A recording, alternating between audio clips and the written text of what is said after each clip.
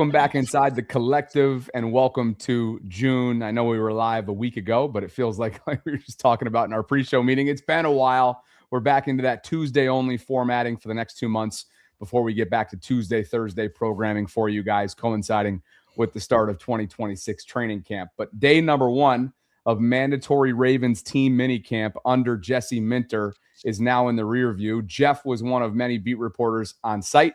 We look forward to picking his brain over the course of the next hour, which is all brought to you by our friends at Prize Picks. I'm Bobby Trossett, joined alongside my co-hosts, Jeff Zaribek of The Athletic, Cole Jackson of Road Graders. If you could like the video on your way in, we'd appreciate it. Subscribe to the channel. Hit that notification bell. Consider becoming a channel member or gift-giving membership this offseason. And we might as well just jump right in, Jeff, because what we've titled this as is something that you felt like was a very interesting takeaway from one of Jesse's press conference notes today, and that was what in your mind? Well, like he kind of cut off the question, or tried to kind of ward it off before by, in part of his, he did the little Harbaugh intro to his comments and said that, look, there's a couple guys that are injured, minor stuff, small stuff. There's a couple guys who are sick. But we expect everybody to be ready to go at come the start of training camp in late July. So I responded, you mean full go? I mean, like, there's levels to it, right? Like right now there's at least three defensive guys that are taking part in individual stuff but are not doing full team, and that's Bill Alcone, the cornerback who hurt his knee. That's Owuze, who apparently got nicked up at some point this offseason. And that is, who's the third guy that's barely... Teddy Buchanan? Oh, no. Adisa Isaac, who has still not been fully cleared. Who? Yes, he does exist. So, that's all those guys. They expect to be on the field come late July. But the names that stand out to me when you make that pronouncement are, look, Teddy Buchanan tore up his knee in December. So if he's ready to go from day one of training camp, that's a great sign for the Ravens. That would be about 7 months, guys, a little over 7 months from a really major knee injury. That would be incredible. So anyway, I asked Jesse also, along with, is that full go, or you just expect him to have, kind of be doing some stuff on the field? He said full go. And I also asked, do you include Nnamdi Madubuike in that category? And he backed off a little bit on that. He said, we'll see. That'll become a decision will be made, or there will be, enough info there later on where our next move on that will be kind of evident. But I keep hearing Nnamdi's optimistic, has not been cleared to play. We're not there yet. He wants to play. He's working his butt off. He's in the building. He's been in the building a good part of the offseason. And I think it was interesting then when Roquan Smith was talking about the defense, and he mentioned Madubuike as one of the guys. And, I know that doesn't put anything in, cement anything, but it's certainly a good sign to hear players talk about the defense and include him as a big part of it. So I think that's the best news you could get at this time of year, regardless of how so-and-so looks. If you go into training camp, the start of training camp, which will be somewhere between July 26th and July 28th. If you go in there with 90 guys on your roster participating in that first practice, that's as good as you're going to get. And that's, that's the best possible update that you could have at this time of year. And, even the guys here, as you say, 9 guys, I think, weren't practicing today. Bateman was on the field. We saw Bateman. He was out there for half of practice watching. We saw Ronnie Stanley was out there for a good part of practice. Ronnie spent much of the practice talking to Eric DaCosta and Steve Bisciotti. Travis Jones, who we haven't seen all off season, ducked out of the training room at one point to talk to some guys. So we laid our eyes on him. Buchanan was out there towards the end of practice. So you're starting to see all these guys. I know John Jenkins has done some, he was at the park cleanup when they did the cleanup wide day, helping out there. So that shows you he's been in the building. So again, guys, I think the health of this team is in a very good place right now. You cross your fingers that extends through tomorrow's mini camp, which is kind of the the final workout practice for about a month. And then you go forward from there. But, that's what you want as a head coach. And you have a new coaching staff. You want your guys to be out there. These are important reps. And to see they could have everybody out there come late July, that's great news for the Ravens. And I feel like over the last few years, we've dealt with a lot of these knee injuries with guys that will get hurt one year, and then when the next year comes around, they're still recovering. And it seems to be that longer process.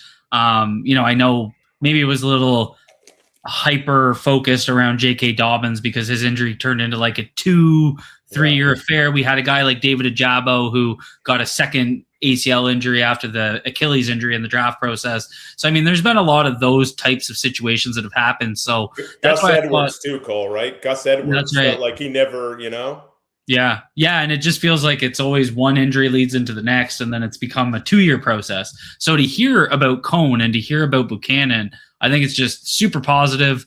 I know a lot of this when it comes down to these injury situations, a lot of it's luck. A lot of it's just what the specific injury is. We've seen it a few times where it's not just an ACL, right? It's the ACL, it's the MCL, it's the meniscus. It kind of stacks. Even if you go back and look at Ronnie's injury, that wasn't just a broken ankle. It was an ankle injury that involved nerve damage, which involved a cleanup surgery. So muted myself. That I think is really positive. I think getting those two guys back very soon, very positive for the defense, especially to get two young guys that can get reps. And that is one of my biggest takeaways from this, because there's the compounding piece with some of these young players that get hurt. They go into, their second, their third even training camp where they're not getting reps. It negatively impacts their development. And so for Buchanan to be able to get out there for training camp, for Cone to be able to get out there sooner rather than later, very positive for their development and for getting them to impact the game this coming season so that they're not trying to come back, kind of like Emory Jones did. It was hard for him to realistically make an impact when you're coming back in the middle of the season. When it comes to Nnamdi Madubuike, obviously that was a huge piece. And I don't know, maybe this is just the fan perspective in me, but I've always paid really close attention to what players will say about their teammates. I think these guys know a lot more and aren't as media trained, so you kind of get some things that'll slip.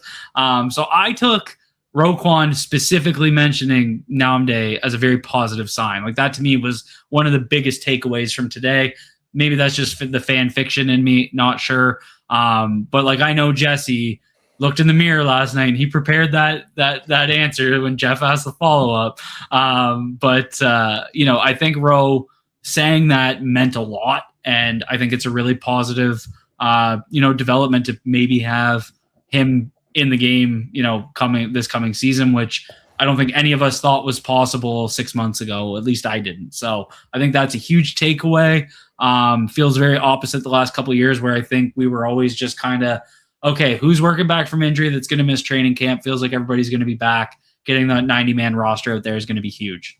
It's just the Madubuike stuff. Madubuike is a great dude, and he's great with the media. He's always been just, I always tell people one of the best parts of our job is to see these guys come in as young players and just how they mature and develop as professionals and develop as leaders in the locker room. It's a privilege to see that. And the example I always give from a baseball standpoint is Nick Markakis. I was there when he was a prospect and a rookie, and that dude wouldn't even look at you. He looked down at the floor, mumbled, was one of the most uncomfortable, awkward interviews that I ever had. And as he develops, he became kind of the voice in that clubhouse. And he was a guy that cared about Baltimore and cared about being a leader and cared about being respectful to the media. And, you see guys like that in football too. I would say Madubuike is one of those guys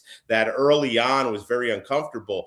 But the odd part about it is the Ravens are saying it's up to Justin to talk about. Justin's people say, well, the Ravens PR has got to set that up. It's not on us. So where do you go, right? I mean, I think everybody would love answers on Nnamdi Madubuike, and my guess is they'll make him available when and if he's cleared medically to start contact and practicing football. And when he does, that will be the biggest day. And when I don't want to assume, when, if he does, that will be the biggest day of the Ravens offseason. More pressing than when they got Trey Hendrickson. More pressing when they drafted Ione. Just that more than anything will be the biggest step to fixing their defense.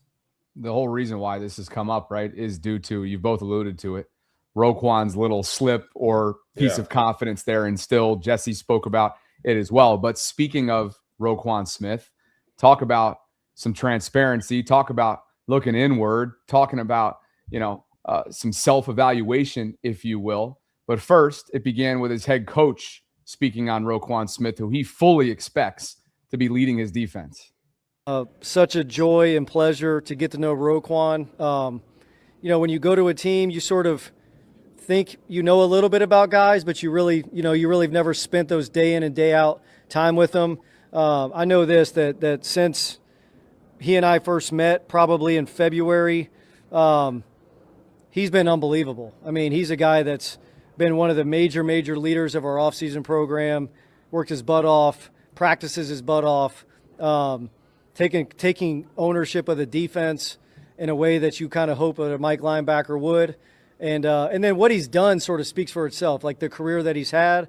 I'm only judging him kind of since I've gotten here, and I could not be more pleased with what Roquan's done. And I expect him to be one of the best linebackers in the National Football League this year. And this comes, guys, after last week, Anthony Weaver, DC, says there's some guys when they operate, it almost looks like the game is in slow motion. And that's not to get after some of the criticism that I know exists within the fan base, some of which is deserving, about how he has been a step behind at times more than usual, really going back to last year and some film and some of the issues that he was having playmaking-wise. Not a lot of splash plays that we've come accustomed to seeing and expecting of him over his years in Baltimore.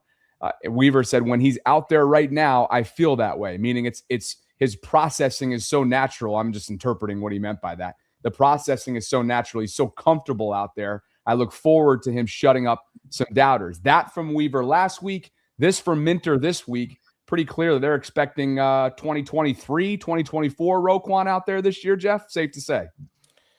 Yeah, you know what, guys, like, Roquan is if you watch the media stuff, Roquan's changed a little bit, even when he answers questions, and I think Roquan knows he has something to prove this year. I think Roquan is extremely proud. I'm sure some of the criticism about certain things like his weight and conditioning have rubbed him the wrong way. So I think you're going to get a motivated Roquan. I think there's look, it's quite possible that Roquan Smith just doesn't run as well as he did 3 or 4 years ago. It happens. He's a guy that's been involved in a lot of collisions. He's chased down a lot of running backs and quarterbacks. He's played a lot of snaps. But so maybe he's not going to be peak running at his best Roquan. Sure looks, I've said before, I think some of the weight criticism has been overblown. But he sure looked good today. Like, looking at him, he looks in, pretty good shape. And even if he's maybe a tick slower than he used to be, he's still, from between his brain and his leadership and his physicality, he still has a ton to offer a middle of the defense. He can still help you in a lot of ways. Maybe you have to pick and choose matchups a little bit at times, what you ask him to do. But, look, I also will say this. I don't think Roquan was healthy for a good part of last year. And we know he missed a couple with the hamstring. We also know that hamstrings don't heal in 2 weeks. So that's probably bothered him for a while. And credit to him, he didn't use it as an excuse. When you talk about bounce back, they need one in a big way from Roquan, and they need one in a big way from Marlon Humphrey. You take those guys, maybe don't have Pro Bowl seasons, but they're better, significantly better than they were last year. And you look also at the other pieces they have added, like Trey Hendrickson, Zion Young, some of the other things they've done. And but those two guys being back and being better, I think is a huge step forward. Yeah, there's a lot of nuance in what I think about Roquan Smith, because when you're a highly paid player, not just on the team, but at your position, the expectations are sky high every year. And the reality is you saw the type of form that he could play at under Mike Macdonald in 2024, 2023, especially 2023, where I think that was the best season we had seen him as a Raven. What he did with Patrick Queen, the way they worked in conjunction with one another, I think that really fit what Mike Macdonald's vision was for the defense. And, so I think part of this is scheme related. Part of this has to be a little bit of personal responsibility stuff. And maybe it was related to him not being healthy. He might not have came into the season healthy, into training camp healthy, but he just didn't look like himself. He looked like a more sluggish player coming out the gate. Took him a while to get into his form this year. Had that really good game against, I believe it was the Bears, where he was all over the field. So, you kind of saw flashes of it, but he just didn't look like himself. So, I mean, some of this I do think is on Zach Orr and the defense. And I think that's what Roquan's saying in that quote. He's saying, like, I'm not going to, it's not an excuse. You can't control, but at the same time, I think he's hinting at, where he said, yeah, there it is. You can't control circumstances regardless of what circumstances you're put in.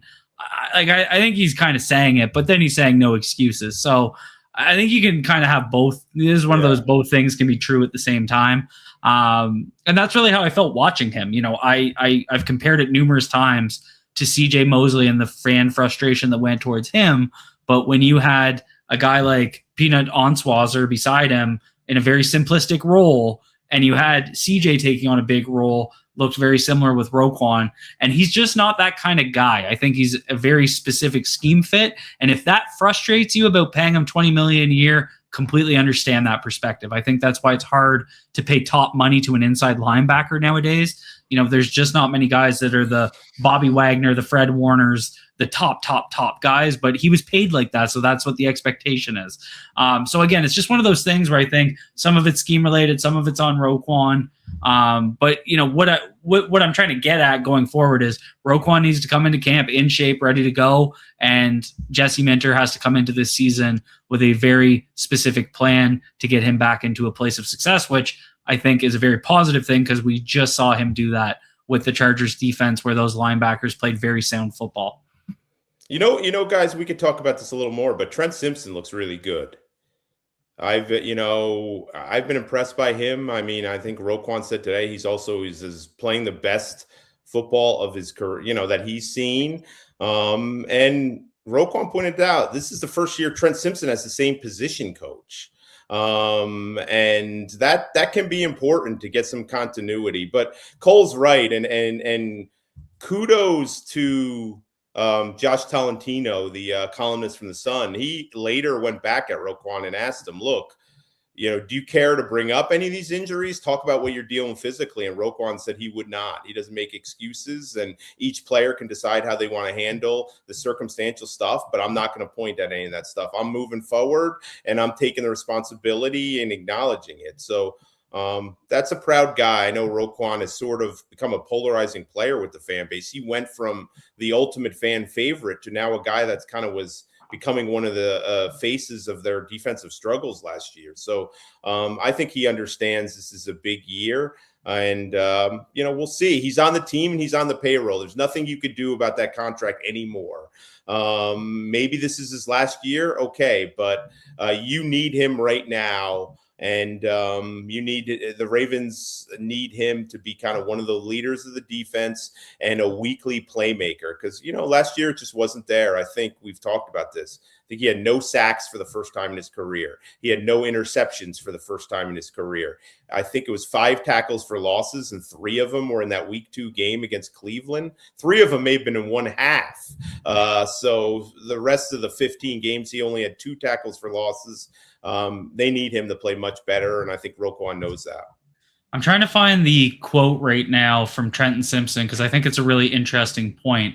He had a quote last week where he was talking about being put in a different role in this defense, compared it to his Clemson days. And reminds me a little bit, if you guys want a comparison for someone from the Chargers that I think, if you want to look for that like for like role, could actually be a really fun film piece to do. Henley, the linebacker they had last year, undersized guy, but someone that he moved all over the field, used him as a blitzer, and he actually racked up 16 pressures last year and had multiple games with multiple pressures. And that's really what I think Trenton Simpson's role is going to be in this defense, is that type of Henley role, who's the linebacker for the Chargers last year. So I've got that quote, by the way. You do got it. Okay. Of course he Cliff does. Brown, Bobby's all over this. The OG and the Hall of Famer Cliff Brown did a profile on Baltimore Ravens. That's what it was. Yes. Recently. Yeah. And I'll read part of the transcription here. My mentality in year 4 is great.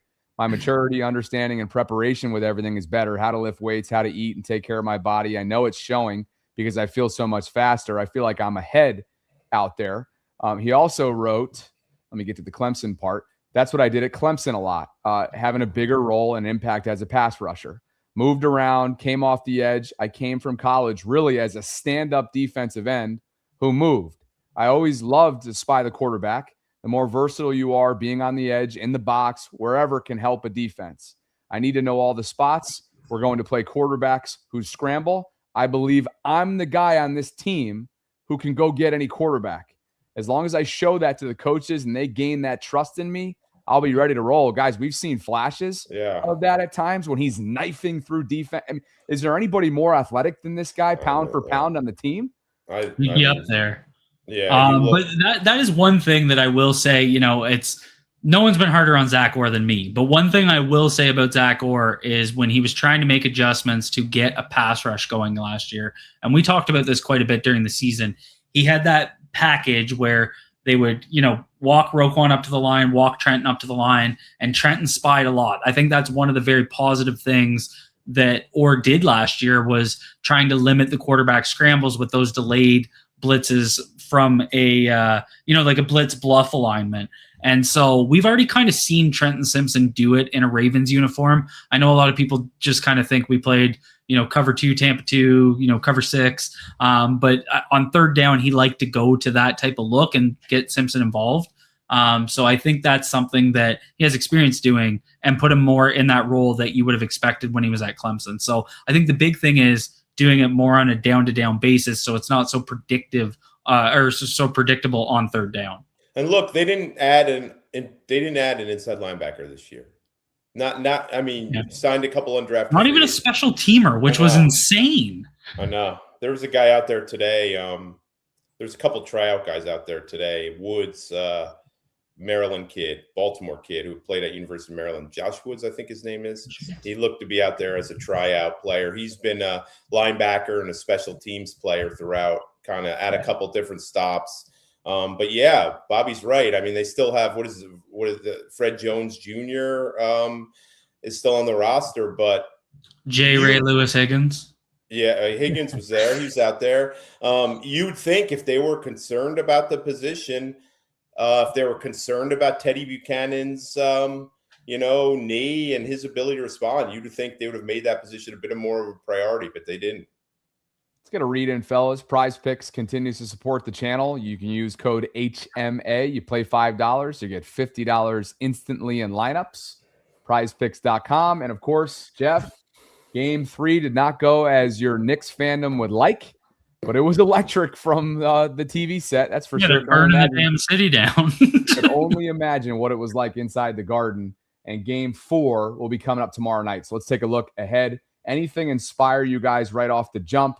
We've got Castle for 15.5 points, more or less. OG at 16.5. Jalen at 26.5. And Dylan Harper at 3.5 rebounds. So that's just the first row. God, is Dylan Harper good, isn't he? Holy cow. Yeah, what about Stephen Castle? This kid is... Yeah. He just always looks pissed off. He's my kind of player. He's kind of been feast or famine in the playoffs, though. And he coming off a really good game. He's a heck of a player, yeah. God, could you I would imagine give me the over on Brunson. I feel like Game 4 at the Garden, he has not played well other than the fourth quarters, at least in Games 1 and 2. Could you imagine in 3 straight drafts getting yourself a generational player in Wemby, coming back the next year and getting yourself Castle, and the next year coming back and getting Dylan Harper. I mean, those guys are going to be together for a decade. Yeah. Yep. Classic Spurs. I'm not feeling good about the series, boys. That's all I'm saying. Okay. Jeez. 2-1 still. I said Knicks, I said Spurs in 6. Honestly, the fact that the Knicks won the first 2 when their best player in Brunson didn't shoot well, I think was a big positive. Yeah. But I'm feeling pretty good about Knicks in 6, to be honest with you. Really? I think I love had Spurs in 6. You know, Cliff Brown, the great Cliff Brown, we were talking on sideline. He covered the Knicks for a long time. He thinks Knicks are going to find a way to win it too. I don't like what I see. I don't like the fact that Brunson hasn't played well.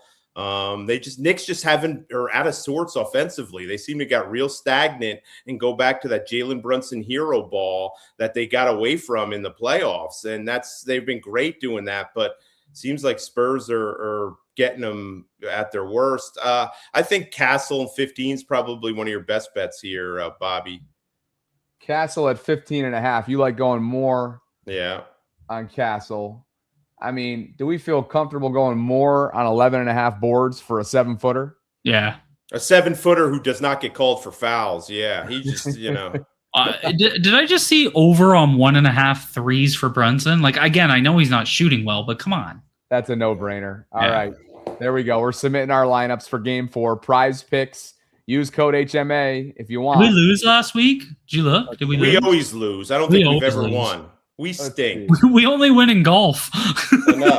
What did we have last week, fellas? I think you would. I think I had a dumb one with Mitch Robinson, which that was a bad take. I don't think we put that one. Maybe not. NBA. It would have been June 2nd. We were 2 for 3, but I'll take that. That's 2 for 3, but lost. Oh, so this was it right here. What did we lose? We had Wemby. Oh, he was short on the points, rebounds, and assists by 2.5. That's honestly not bad right there. That's not bad. I agree. So thanks to Prize Picks. Thanks to all of you for being with us. The bar is very low for us with this anyway. So. Thanks to our Super Chat donors, and that's where we go now before we continue the conversation after day 1 of a 2-day mandatory minicamp under Jesse Minter. Jeff, the first Super Chat's for you from Cody. Cody McGowan. Jeff, when is the next Whip Around the North? It's my favorite read. Can you also give us some insight on how it's put together? Bald head on 212. Yeah, that was the way Lamar broke the huddle with their one of their bald strength and conditioning guys. Bald head on 2. But yeah, Cody, I'll have to. This is kind of the time after the mini camp where most of us take time off and go on vacation, try to write a couple stories to have in the can to run at different times so the website doesn't go dark. But I haven't discussed with my colleagues in the AFC North when we'll do our next whip around. I don't know if we're going to do a late off-season one, then come back one. At the very least, we'll do one pre-training camp. But it's good. Thanks for letting us know. I have to reach out and get that to people. But how it's done is there's 4 of us. We put someone in charge that week of the questions. And if they need help, we'll make some question suggestions via email. And then that person sends out the questions to all of us. We get it back by a certain day. And then that person who's in charge that week puts it together and gets it in. We usually run that on Fridays during the season. And we rotate which person's in charge of it. So that's pretty much it. I also want to say, guys, after Cody's thing, they had fans out today. I don't know, a season ticket or whatever. And I had 3 or 4 different people come up to me and talk about how much they like the collective. So we appreciate you. I hear it. I appreciate all that. And keep This is listening. why Jeff can't stop podding. He tried to pod last week. It's crazy. There's no truth to that whatsoever. But tried to get Bobby to cancel his MC duties. At my sister's wedding. JS19 Ravens says that would have been a no-brainer. He says, Jay-Z, nice to see the Ravens are taking notice of what the fans actually want. That is seeing more of your handsome self on Wired episodes, more views on the episodes that feature you.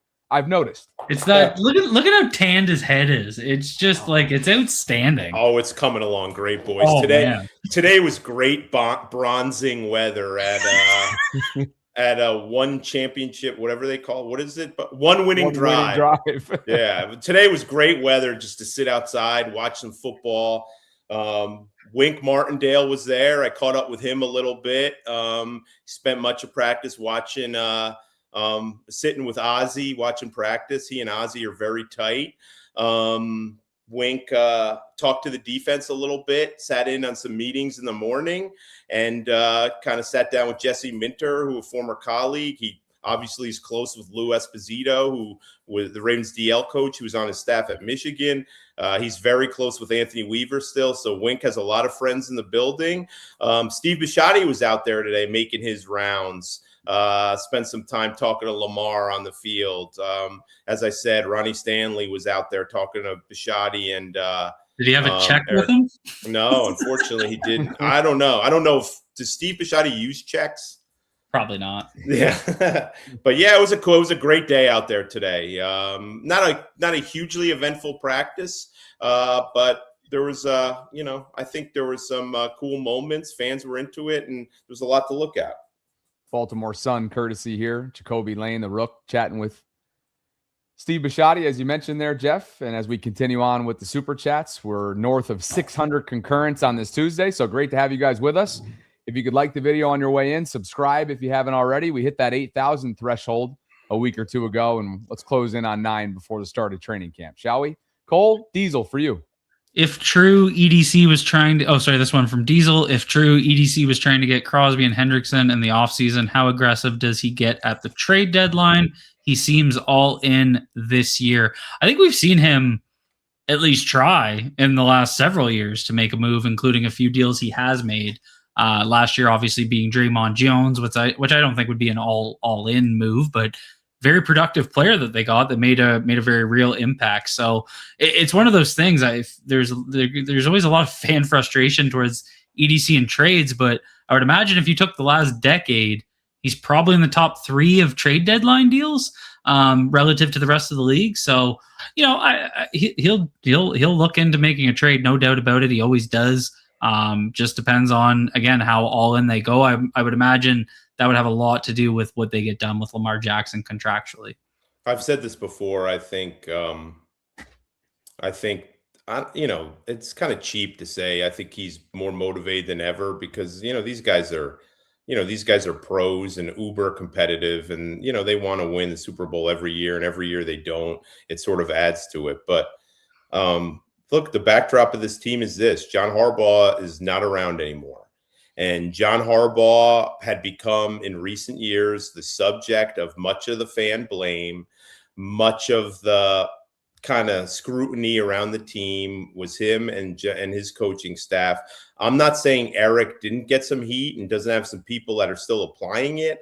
But John Harbaugh's not here anymore. So, and Jesse Minter and his new staff are probably going to get a bit of a grace period here, right? Where, if things doesn't work out, if they look flawed at a certain position that wasn't fixed this offseason, if the pass rush isn't better, if the offensive line isn't better, Eric's going to be the one that's going to, have to hear that music. And so I think he will be aggressive in finding opportunities to make this team better. Sometimes that may only be strengthening the back end of the roster, filling in some veterans. But I think they go into every season anticipating making a trade deadline deal that pushes them over the hump. And every season they've pretty much tried to do that. Sometimes it works out. That one offseason, that one trade deadline, they almost landed Chase Young and Derrick Henry, and they scuttled the Derrick Henry thing once the Ravens thought that was pretty close to done. And Chase Young had medical issues that prompted the Ravens to back out. They always try. They always go into the trade deadline with the idea of let's get our team some help. We owe it to our guys. They're playing hard. Let's get them another piece to try to push this over the top. Man, Eric set the bar high too with a couple that come right to mind and what they needed in those respective seasons with Roquan and Marcus Peters. Yeah. I mean, 22, and what would Marcus have been? 19. I think those were the 2 seasons there. So. Remember that? What is he? 4 days practice, and he sits there and lays in the weeds and picks off Russell Wilson in Seattle and returns it to the house. That was But my favorite Marcus Peters story by far was they were playing. It was the Jackson 5 game at the Coliseum in LA. And, he was not happy. He was traded by the Rams. He felt like he sort of got a bad deal there. So he was extra fired up for that game. If I recall, either Jimmy Smith got an interception. It may have been Peters. And they just routed at what was a pretty decent Rounds team. And he spent half the second half on the sideline yelling across at Jalen Ramsey. And to get to I've never been at the Coliseum. It's a cool experience. To get to the Coliseum locker room, they were on ground floor. So we were on the field towards the end of the game. And right in front of me, Jalen Ramsey was going after Marcus Peters. And Marcus Peters was just sitting there laughing. And security was involved. And Jalen Ramsey tried to get into the Ravens locker room to get at Marcus Peters. And teammates were trying to drag him away from the locker room. And Marcus Peters just wanted all the smoke. That dude was something else. That guy was a fun guy to cover. He didn't always play nice with the media, but man, was he fun to cover. Nor did he play nice with me when I saw him on Radio Row in February. Just trying to be friendly. He wanted none of that. Ray3221 says, saw Jeff this weekend, wanted to say hi, but didn't want to interrupt your personal time. Thank you guys for what you do. Local celebrity. Thank you for what you do. You got to go up and just rub Jeff's head. He loves it. I'm wondering where I was. Where was I this weekend? Probably had a kid. My kid plays about 9 different sports, so I probably had some athletic field. There you go. At least they don't cancel those games like they do in the education world, do they? Diesel, for you, Cole. How would each of you sign or trade? Who would each of you sign or trade for to put the roster over the top to win it all? Oh, man. Well, Jeff's going to say A.J. Brown, so that ship already sailed. Oh, God. Don't you want to see? see? It's the start of the year. It's who's trying to get traded. I mean, it's got to be a skill position player, right? Teams don't trade competent offensive linemen during the season. I don't think you ever really see that. So, as much as I still think center is their biggest need, I just don't know what team is trading a starting center. So what it would be a skill position, maybe a corner or receiver or someone looking to win. Or get back to us after 2 months of regular season football for Nnamdi for the first time in a year. Yeah. Yeah, I mean, I think you got to see who's available too, right?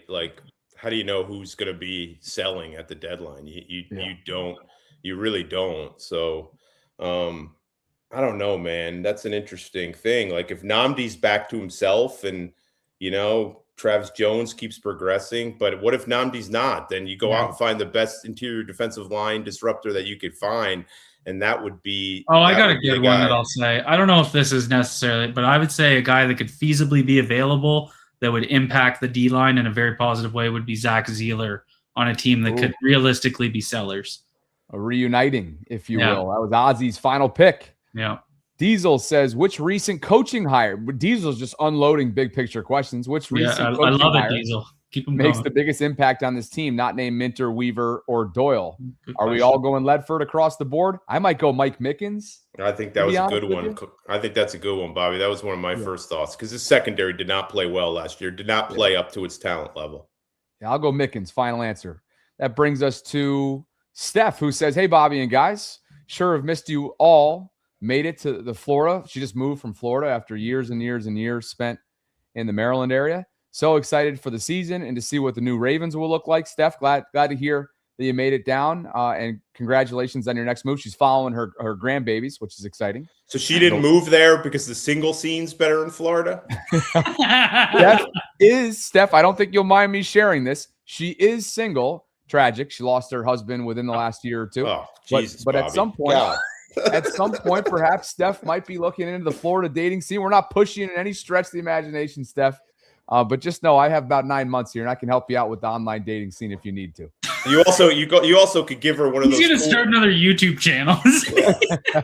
You also could give her one of those cool nicotine sweatshirts, whatever that company was called, like your previous girlfriend that took you in the sweatshirt to the cleaners. Listen, that certainly did happen. But I'll just have you both know that this is probably Lucy. I thought of it. Lucy, Yeah. wherever you are, we wish you well. I'll just say this, that once my officiant duties were over and what was a rather stressful family wedding weekend, I did not end up sleeping at my brother's hotel that we had God, we together. don't need to hear Oh this. shit! Yeah, let's get into it. I mean, weddings are a super romantic. sticker in the chat for Bobby. Weddings could be romantic. I'll just leave it at that. Oh Diesel shit! 4039, Jeff, for you. Best guess on the biggest surprise to make the roster this year. I will go with defensive back Marquise Robinson. Undrafted rookie last year. I thought he had a nice camp. Could have made the team out of camp. The only problem was Ruben Lowry played great. Keon Martin played great and just weren't space. I think he got called up for a couple games. They like him on special teams. He's a corner, so it probably would require an injury or two, which you don't root for. But I think he's a guy that the previous coaching staff really liked, and on both special teams, obviously Levine will know what he can do. So that's just off the top of my head. Honestly, I want to watch. Somebody asked me today on Twitter who has a bigger chance of making a bigger impact, Surratt or Jacoby Lane, and I got to watch these guys. Really, it's a fair question. It's just hard to. This is very preliminary practices, right? And I need to see more. But Marquise Robinson's the first name that came to my head. Marquise Robinson, who, by the way, was beaten today on the biggest play of the day. Lamar Jackson, brilliant, rolled out to the right. I thought he was throwing the ball away and just lofted a pass to Surratt down the field. There it is. And I think Marquise Robinson, was he in pretty good coverage? Yeah, he's draped all over him. And Surratt made the play. That was the play of the day. But it was as impressive throw and catch, and not much more Marquise Robinson could have done. I will say this, guys. Surratt, to me, stands out. And I've said this since we first saw him. I think he looks like he belongs. He acts like a pro already, and that's step one. He looks very sure of himself, is a confident catcher.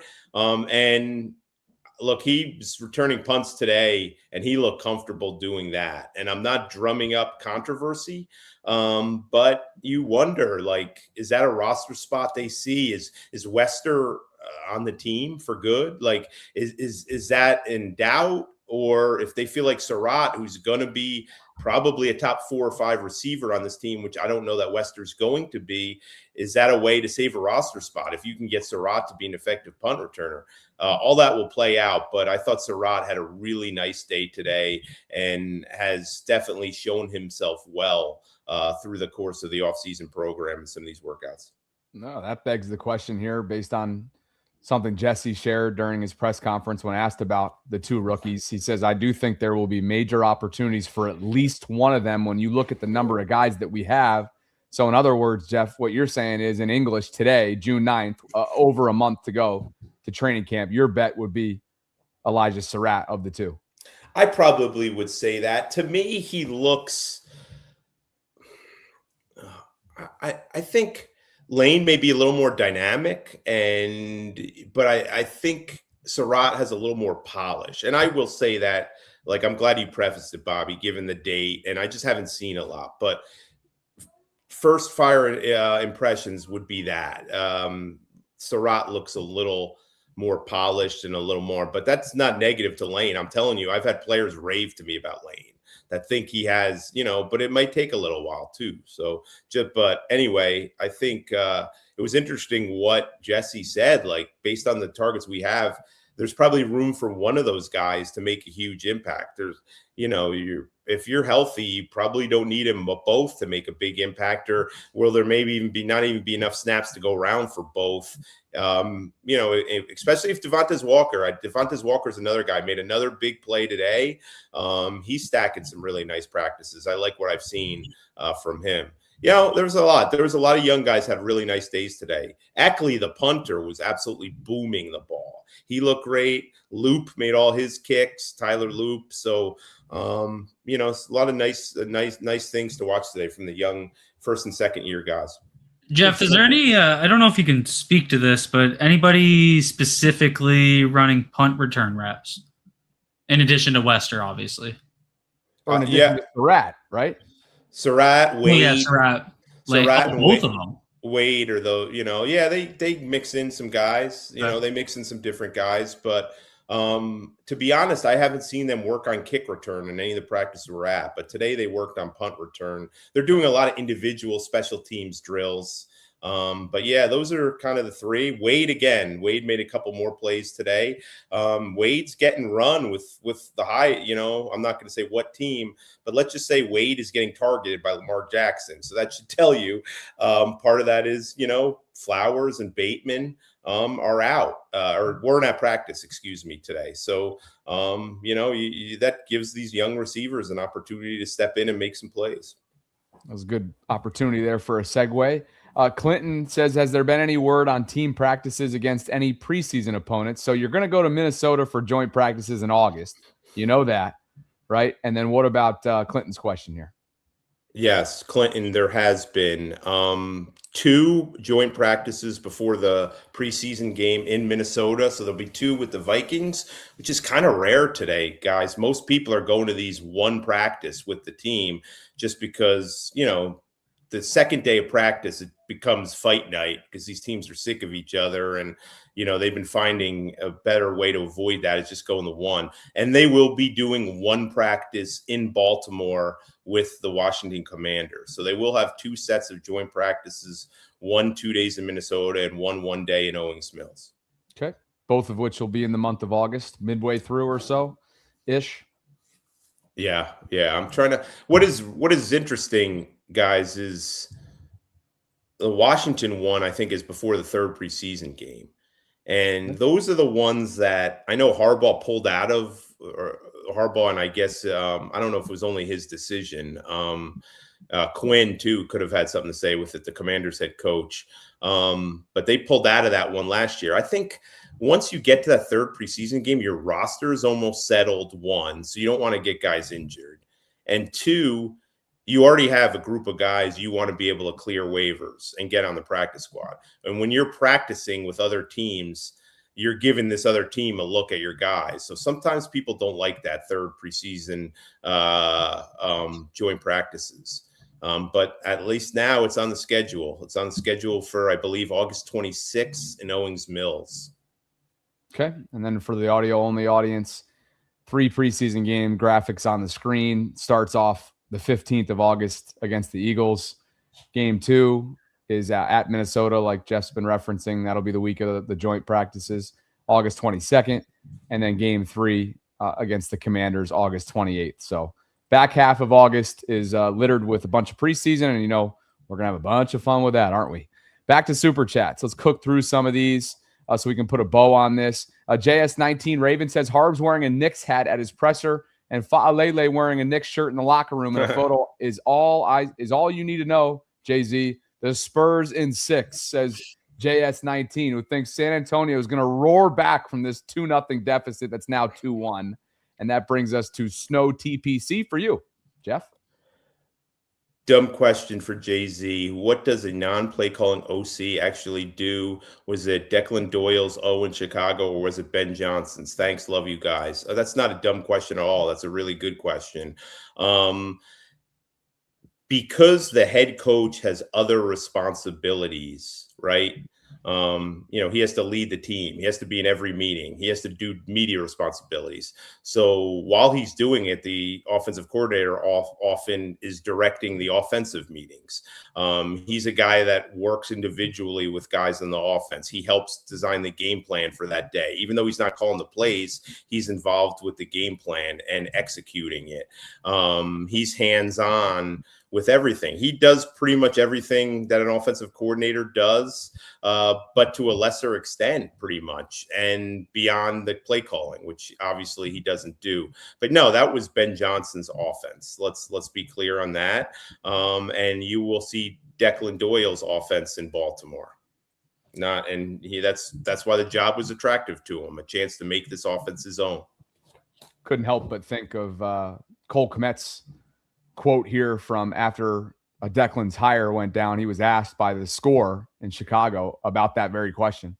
And a lot of what you just said was summarized here, but just because Cole was actually firsthand, he said, quote, even though Declan didn't call the plays for us, the amount of work that he did on the offensive side of the football was immense. You could see that day to day in practices. Declan was very hands-on with all of us.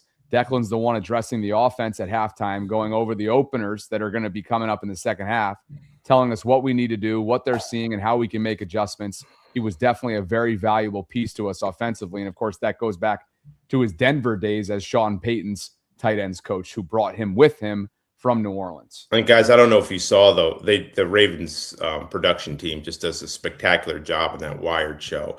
And they had Declan Doyle mic'd up. And I told you guys last week how impressed I am with that guy. But I think watching that and other people would probably agree. This guy's all over everything. I think he's coaching Lamar Jackson hard. I think he's coaching them hard on offense. But this guy isn't riding anybody's coattails in here. This is going to be his offense, his ideas. Yes, some of them obviously generate from his mentors, Sean Payton, Ben Johnson, and all that. But this guy he's impressive. That's all I'm going to say. And that video, even talking about how they huddle and where should stand where in the huddle and how close they need to be.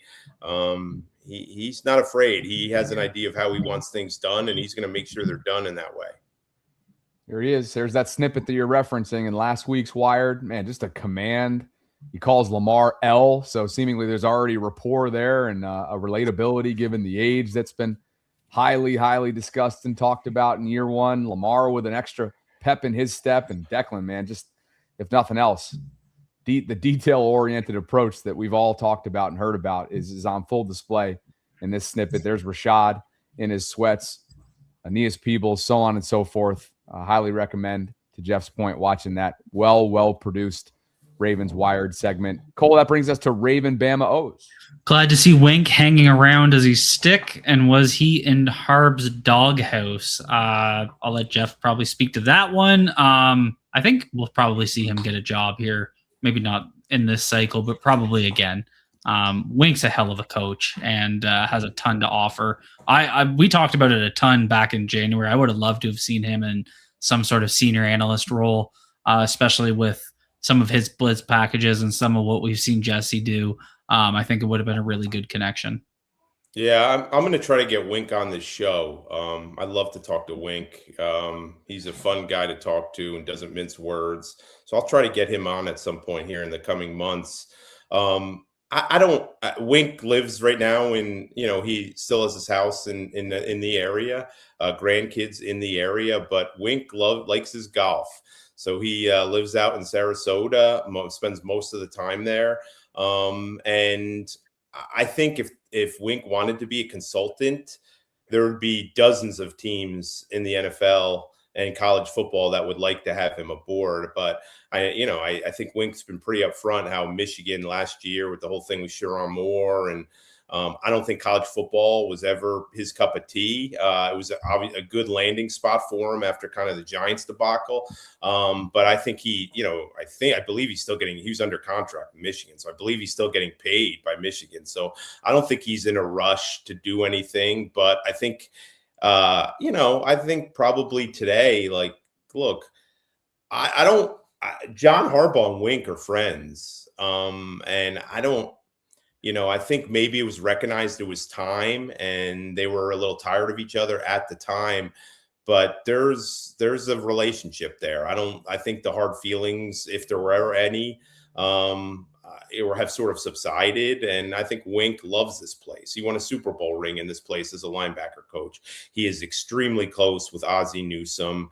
And there's a lot of people in this building that I'm sure he likes seeing again and catching up with. And, it's years removed, but, shit happens. It's a tough business. But I think at some point you'll see him surface here. And I think he'll be a top defensive coordinator next year. I mean, he got some interviews for defensive coordinator jobs this year and didn't get a job. But I think if he wants one next year, there probably will be an opening for him. And if not, people will hire him to do consulting and sort of stuff we've seen Dean Pease do in recent years. It wasn't all that long ago that he got a head coaching opportunity or two. I remember when he was with the Ravens, he interviewed for the Giants. This is probably going back 5 years or so now. But and by the way, one of the most entertaining interviews I've ever conducted was when he was attempting to play golf and also be on our show. That was like maybe a year or two ago, and he was in Sarasota, and it was absolutely hysterical, as you might imagine. Diesel says Cole, the starting center, will be. If I had to guess based on who's in the room right now, I'd say probably Danny Penter. Okay. And Cole Nat with a 99-cent super chat. Cole, thank you for being with us. And that brings us to our final great name. There's been a couple Coles mentioned so far today. Cole Kmet, Cole Nat. Oh, boy. Wait a second now. Don't multitask too much there, host. Calais Campbell, guys, year 19. He'll be 40 come the start of the regular season. He's done plenty of media since signing with the Ravens on a one-year deal. Gave Anthony Weaver major credit for landing in Baltimore, referred to him as his all-time favorite and probably the main reason why he's back in Baltimore. And while he acknowledged that the usage and overall snap count is down over the years, the performance is trending upward. And that's probably part of the reason, Jeff, why the Ravens have been interested in him, as he said today, for years since they let him go a while ago. Yeah, I remember. Look, 2000, what was he there? 2020 to 2022. We were asking him, excuse me, we were asking him questions back then. Is this your last year? And now it's 2026. And he said today is most likely his last year. But he also acknowledged, I've said that before. And he wants, and I think it's just a great, very wise, and just shows you what he's all about as a person. He wants to play well enough this year to where he has a decision to make. He doesn't want to decide to retire because he doesn't think he can play anymore and contribute, and no one wants him. And this is a Hall of Fame player we're talking about. He's kind of decided in his head that, I'm going to go out this year and this will be the end of it. But if I have a great season and I'm feeling good and another team calls, whether it's the Ravens or somebody else, and says, hey, we want you, I want to be able to have that option. So that's a really admirable way of looking at things. The dude was already barking today, leading, the defense and doing one-on-one meetings like he likes to do. He looks like he's in great. What a marvel physically. Jamison Hensley, I didn't even know this until Jamison Hensley from ESPN asked it, that he's 5 games away from breaking Jim Marshall's record as the most games ever played for a defensive lineman. Again, one of these guys who you're lucky to cross paths with, and for the Ravens to finally get him back and to have that leadership and to have a guy who's still very productive. I thought it was interesting. He told Weaver he wants to give him 40 plays, and Weaver said, I'll take 30. 30 really good plays a game. This is not the same Calais Campbell you're getting from his first stint here, and he recognizes that. But this is a Calais Campbell who had 6.5, 7 sacks last year, which would have led the Ravens, and still makes impactful plays. And I love the idea of getting them where you just go into it saying, if you can give us 30 snaps, you can help us out and kick block too, and be a leader in our locker room. That $5.5 million will be very well spent. Good place to put a bow in it. Pack show, about 60 minutes. Talked about the attendance and what Jesse Minter had to say about, really feeling like they're in good shape ahead of training camp, which is just over 6 weeks out. The Roquan Smith self-evaluation and wanting to turn a page, but also was willing to look inward and self-analyze and self-critique himself from a year ago. The rookie wide receiver standouts, including Elijah Surratt, the hookup with Lamar today that we shared earlier on, Calais' last dance perhaps, and some great findings along the way from Jeff, who's going to be in attendance tomorrow for day 2. Or you guys also get invited out for tomorrow? Oh, yeah. 2 days, usually 3. This week's only 2. Lamar Jackson's scheduled to talk to reporters tomorrow, so we'll get a chance to catch him with Lamar one more time before the break. Kyle Hamilton, I believe, is on the media schedule. And you know who else is on the media schedule? I think it's a good thing that they're doing. Tyler Loop will be talking to the media. I like that. Push this, Tyler Loop's had a great offseason by all accounts. I know a bunch of people have asked to talk to him for the obvious storyline. Let this kid report to training camp with all that behind him and not have to answer questions from the day he arrives on that. Put it to bed now, and so he could continue on with what, he's striking the ball very confidently, what looks to be he's in a good place. So I like that they're making available. So those three guys and Jesse Minter are on the media docket tomorrow. So I'm looking forward to it, and it's kind of school's out for the summer after tomorrow. Yep. Wow, that's perfect. Especially for Jeff's kids. No, it already is as it is. They still have about 7 half days left, which are half days the equivalent of dropping your book bag in the school, saying hi to friends, running around for recess, and then getting back on the bus to come home. And don't forget, they got to skin their knees, so you have something to deal with when they get home. A lot of learning goes on in those half days. Mixed in a couple movies while we're at it. Mail it in, why don't you? Trade some Pokemon cards, for God's sake. That's going to be great. Lots to discuss tomorrow, and then we'll obviously be talking about this next, and whatever happens between now and next Tuesday. Just to remind everybody, from a programming standpoint, we are shifting into our off-season formatting schedule. So Tuesdays for June and July, before we get back to Tuesday, Thursdays come training camp, and fully get ready for in-season and the grind that comes with it for the 2026 season. So thanks to Prize Picks. Thanks to all of you who dropped in tonight, whether it was with Super Chat donations, gifts, or just simply showing up and watching us. We appreciate the continued support.